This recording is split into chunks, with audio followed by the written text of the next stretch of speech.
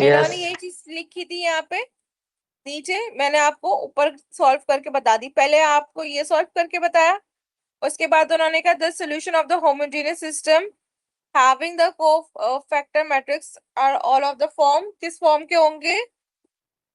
दोनों। T suppose किया, free variable, और कैसे सपोज किया बता दिया। फिर उन्होंने कहा and T is any real number, T कोई भी रियल नंबर होगा। So the eigen vectors corresponding to the value lambda 1 5 are the non zero scalar multiple, non zero scalar multiple होगा किसका? इसका। और ये किसके बराबर लिया हुआ है इन्होंने? अगर मैं इसमें से टी कॉमन ले लूं,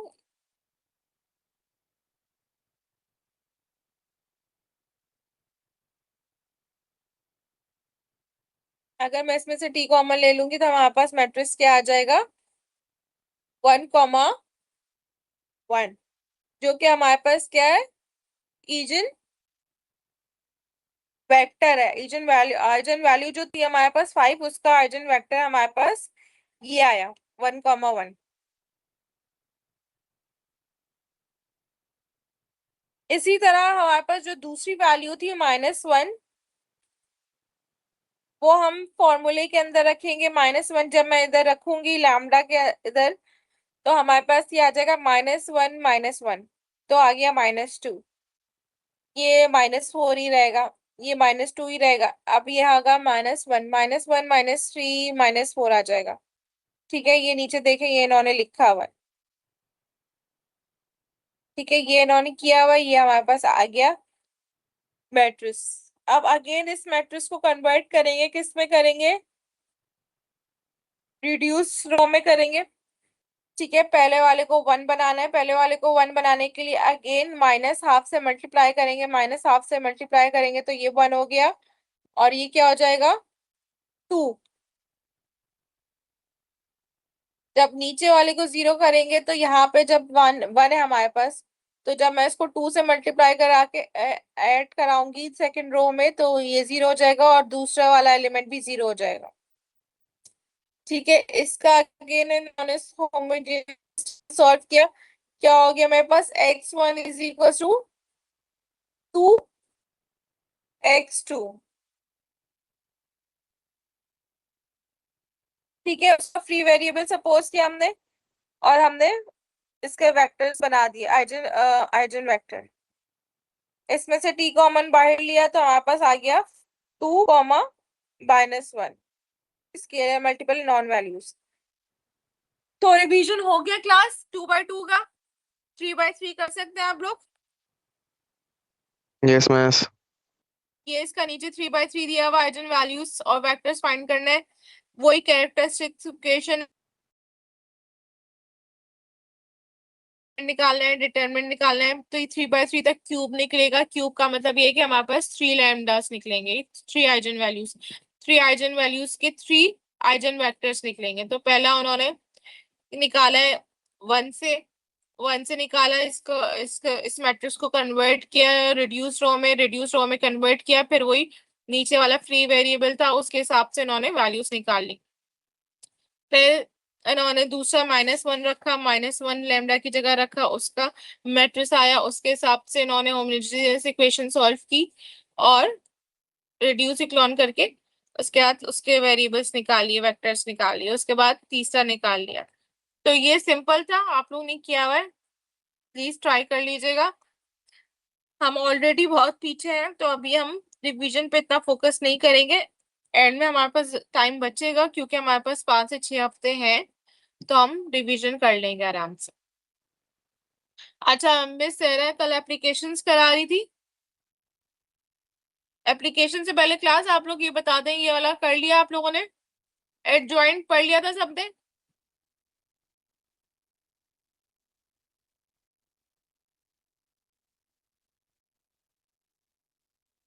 adjoint of a matrix, no miss. Cofactor पढ़ा था?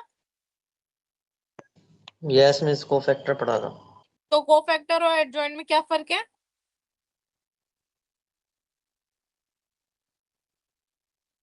कोई वही फर्क बात है, नहीं। वही बात है। तो कोफैक्टर पढ़ा है, इसका मतलब है एडजॉइंट पढ़ा है, वही है। जैसे कोफैक्टर निकलता है वही एडजॉइंट है 3/3 का। तो इन्होंने देखिए वही बताया हुआ है आपको। Find and adjoint of a square matrix, 3/3 का स्क्वायर मैट्रिक्स दिया हुआ है, उसका कोफैक्टर फाइंड करना है आपको। सबसे पहले पहले एलिमेंट का, फिर दूसरे का, फिर तीसरे का, चौथे का, पांचवे का, 6 7 8 9 को फैक्टर फाइंड करेंगे। 9 का फैक्टर फाइंड करने के बाद ये इसमें रखे गए हैं। उसके बाद इनका मैट्रिक्स आ गया। उसके बाद क्या करना है इनका, उन्होंने बताया कि ये जो मैट्रिक्स है ये basically the transpose of the matrix of the matrix is the adjoint of A. इसका जब आप ट्रांसपोज ले लेंगे ना, यानी कि जो कोफैक्टर का मैट्रिक्स होता है, जब उसका सिंपल ट्रांसपोज ले लेते हैं तो वो एडजॉइंट ऑफ ए बन जाता है। बस दैट्स इट। और आपने ए इनवर्स वाले फॉर्मूले में आपने किया होगा एडजॉइंट। ए इनवर्स निकाला था ना क्लास, किस मेथड से निकाला था? इस फॉर्मूले से निकाला था या आइडेंटिटी से निकाला था? मुझे आइडेंटिटी से सिखाया था मिस ने तो। ये वाला फॉर्मूला नहीं आता सबको? मिस आता है, ये तो 9 मैट्रिक क्लास में पढ़ा था। हाँ, तो यही वाला फॉर्मूला यूज किया हुआ उन्होंने। तो मिस ने आइडेंटिटी से इसीलिए करना बताया था क्योंकि ये मैट्रिक में किया हुआ है। तो आपको रिवाइज कराने की जरूरत है ये वाला।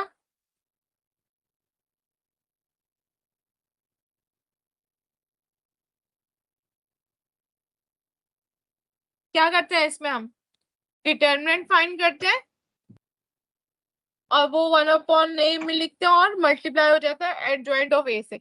2/2 का तो हम ओरल कर सकते हैं क्योंकि उसमें क्या होता है, पोजीशंस चेंज होती है ए और डी की, और बी और सी का जो साइन चेंज हो जाता है, याद है? यस। हाँ। और 3/3 के लिए ऊपर उन्होंने बताया हुआ है कि आपको एक एक टर्म का पहले कोफैक्टर निकालना है। जब सबके कोफैक्टर आ जाएंगे मैट्रिक्स के अंदर 3/3 के, तो आपका उसका ट्रांसपोज लेना है। तो कोफैक्टर का जो मैट्रिक्स है उसका जब हम ट्रांसपोज लेंगे तो वो एडजॉइंट ऑफ ए के बराबर होता है। ठीक है, एडजॉइंट ऑफ ए के बराबर होता है। डिटर्मिनेंट ऑफ ए आप निकाल सकते हैं आराम से 3/3 का। और आप 1/इनवर्स के, यानी कि वो 1/इनवर्स यानी कि कोई वैल्यू होगी ना तो वो स्केलर वैल्यू है, तो वो इस मैट्रिक्स के साथ मल्टीप्लाई होगी अपॉन में हर एंट्री के साथ। तो इनवर्स ए इनवर्स आ गया हमारे पास। जो हमने पहली एग्जांपल की थी जिसका ए इनवर्स का हमने डिटरमिनेंट निकाला था, प्रूफ किया था जब हम प्रॉपर्टीज प्रूफ कर रहे थे, तो वो भी आप निकाल के इस मेथड से, उसमें ए इनवर्स उन्होंने ऑलरेडी दिया हुआ था ना कि आप प्रॉपर्टी प्रूफ कर ले, तो आप इस मेथड से ए इनवर्स निकाल के देख सकते हैं कि आपका सेम ए इनवर्स आ रहा है या नहीं आ रहा। Use the adjoint of a matrix to find the inverse.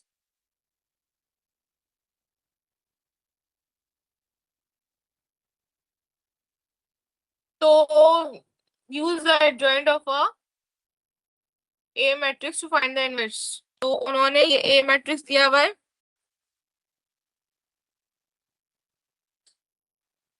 इसका एडजॉइंट मैट्रिक्स निकालेंगे। एडजॉइंट मैट्रिक्स इसका कहाँ पर है, एग्जांपल नंबर 1 में है। ठीक है, to determine the determinant of this matrix is 3 using the adjoint of A found in example 1 you can find the inverse of A to be। अच्छा, ये वो कह रहे हैं कि एडजॉइंट हमने निकाला हुआ एग्जांपल नंबर 1 में, ये 2 है तो एग्जांपल नंबर 1 ये रही। तो वो कह रहे हैं हमने ऑलरेडी एडजॉइंट निकाला हुआ ये वाला एडजॉइंट 4 6 7 1 0 1 2 3 2।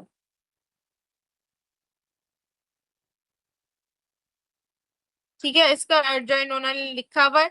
डिटर्मिनेंट ऑफ ए आप निकाल लें, डिटर्मिनेंट ऑफ ए उन्होंने बोले 3 आ रहा है, तो 1/3 फॉर्मूले के हिसाब से क्या है, 1/3 मल्टीप्लाई होगा एडजॉइंट ऑफ ए में।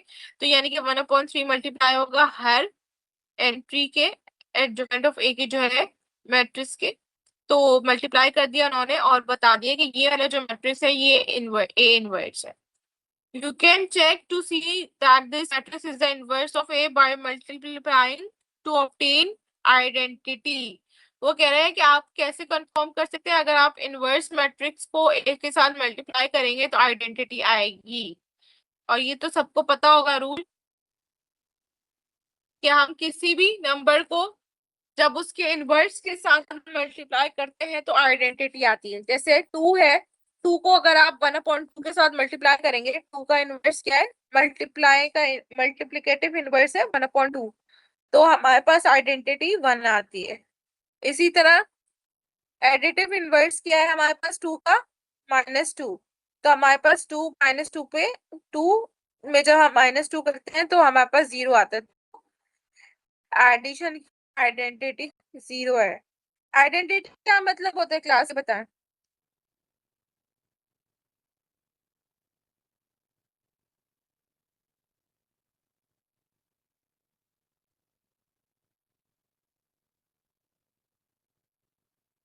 किसी को नहीं पता, कितने बड़े हो गए।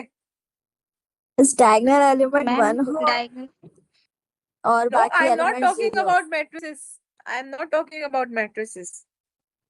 I'm saying generally identity का concept क्या है। सेम सेम, क्या सेम भाई।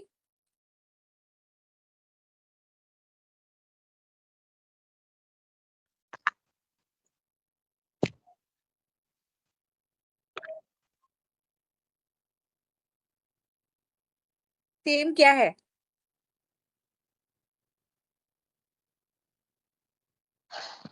मैम यहाँ पे डायगोनल वैल्यूज सेम है ना।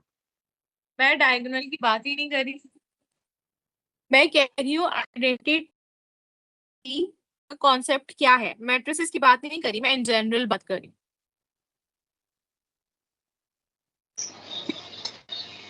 मल्टीप्लिकेशन की आइडेंटिटी क्या है।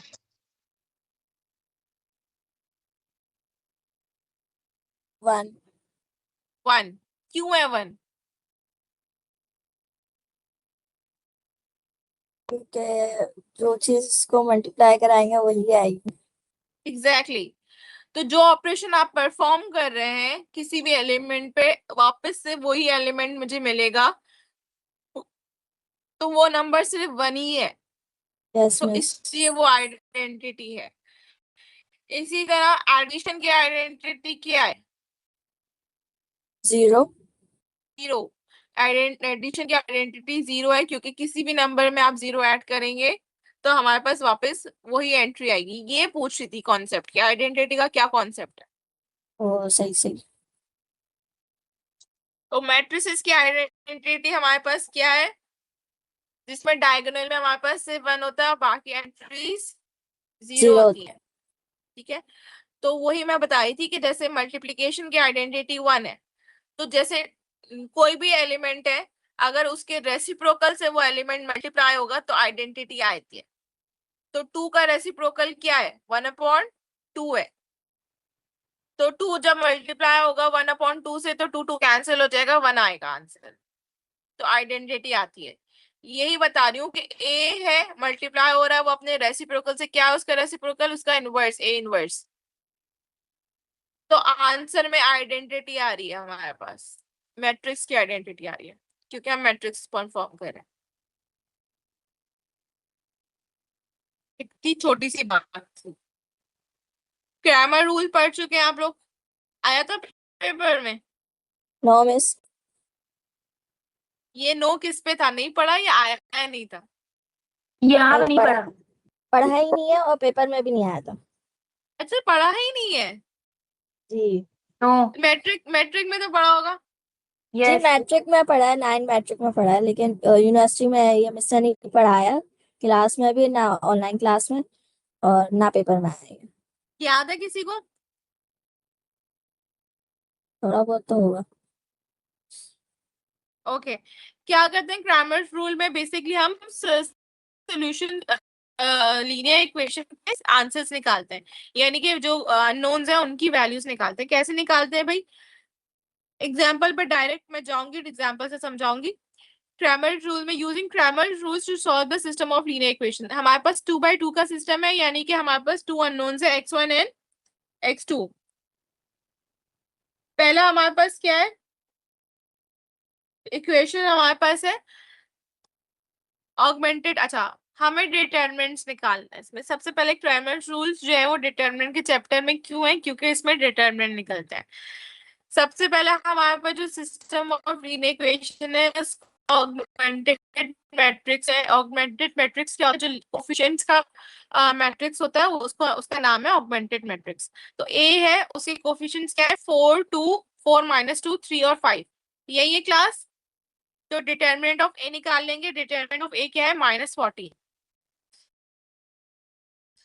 अब हमें क्या निकालना है, डिटरमिनेंट निकालना है किसके, दोनों कॉलम्स को रिप्लेस करके। तो पहला कॉलम किस चीज का है, कौन से वेरिएबल का है, x1 का है। तो अगर मुझे x1 फाइंड है ना, तो मैं x1 की कॉलम को रिप्लेस करूंगी, किससे करूंगी, जो राइट हैंड साइड पे है वैल्यूज उनसे। राइट हैंड साइड पे क्या है मेरे पास, 10 और 11। तो मैं जो है, जो पहला कॉलम है वो मेरा क्या बन जाएगा, 10 और 11 बन जाएगा, और दूसरा वाला कॉलम एज इट इज रहा। तो देखें, ये वाला A1, ये A1 कहलाता है। क्यों, क्योंकि मैं x1 फाइंड करी। तो ए मैट्रिक्स में मैंने पहला वाला कॉलम जब रिप्लेस किया तो मैंने लिख दिया A1। तो सिर्फ पहला वाला कॉलम रिप्लेस हुआ, दूसरा वाला कॉलम एज इट इज रहा। अब इसका डिटरमिनेंट फाइंड करेंगे। इसका डिटरमिनेंट आ गया -28, और वो जो पहला वाला ए मैट्रिक्स था उसके डिटरमिनेंट से ये डिवाइड है। -28 डिवाइड -14, हमारे पास आ गया आंसर 2, यानी कि x1 की वैल्यू निकली 2।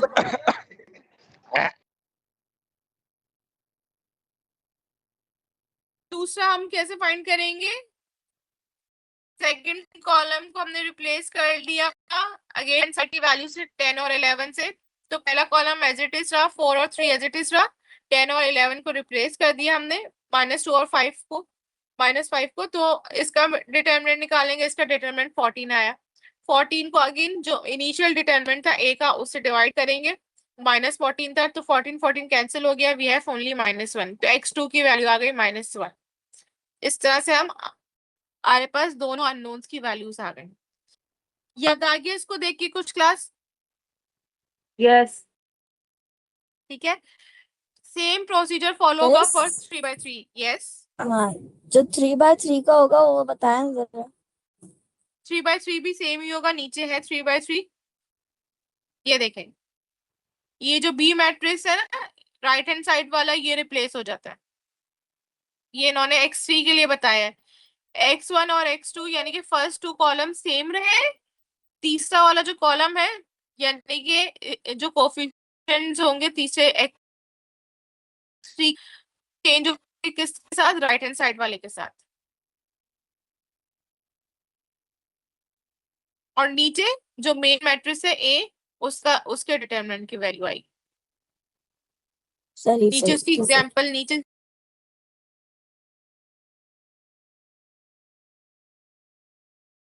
इसकी एग्जांपल भी सभी इन्होंने मैट्रिक्स का डिटरमिनेंट निकाला, यानी कि जो उसमें कोई चेंजेस नहीं किए, सिर्फ लेफ्ट हैंड साइड की वैल्यूज ली, -1 2 -3 2 0 1 3 -4 एंड +4। इसका डिटरमिनेंट निकाल दिया 10।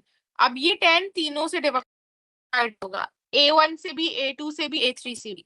A1 क्या है, A1 ये है कि जब मैं फर्स्ट कॉलम को चेंज करूंगी किसके साथ, राइट हैंड साइड के साथ, 102 के साथ।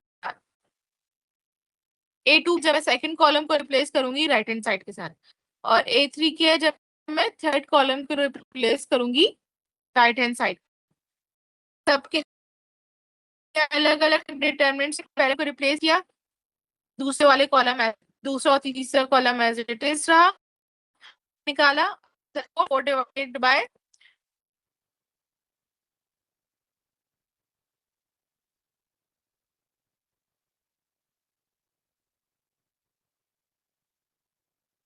सॉरी, पहले का आंसर क्या है, ऊपर डिटरमिनेंट का आंसर आया है 10, तो 10 प्लस x की वैल्यू ही आ गई।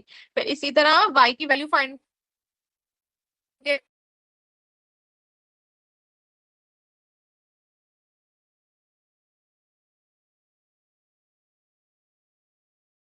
करेंगे, सेकंड कॉलम को रिप्लेस, मिस अगर मेन डिटरमिनेंट 0 आ जाए तो फिर ये तो यहीं पे स्टॉप हो जाएगा ना? ऑफ कोर्स उसका यूनिक सोल्यूशन तो नहीं निकल सकता, ओके ओके। क्योंकि क्रैमर्स रूल में तो हमारे पास यूनिक सोल्यूशन निकलते हैं। इन्होंने लिखा है कि because a is not equal to 0 you can know the you know that the solution is weak, तो हम क्रैमर रूल अप्लाई कर सकते हैं, अदरवाइज हम क्रैमर्स रूल अप्लाई नहीं कर सकते। क्रैमर्स रूल में यूनिक सोल्यूशन